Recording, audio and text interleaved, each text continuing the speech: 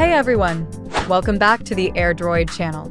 Today I am going to show you something that's been driving me crazy. The Deepseek server is busy.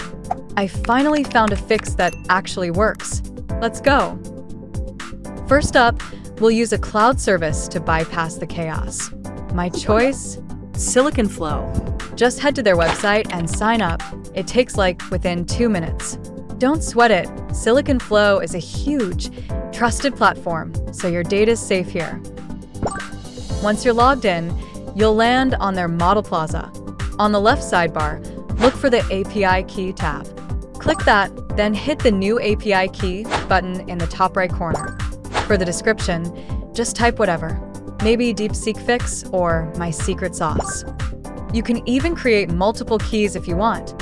When it generates your encrypted API key, just hover over it, click to copy, and bam, you've got your key.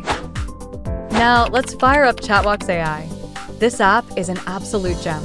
It works on everything: Windows, Mac, phones, you name it. Or you can launch the web app directly. When you open ChatBox Webbeast, you'll see a prompt box. Look for the Use Your Own API Key or Local Model option and click it.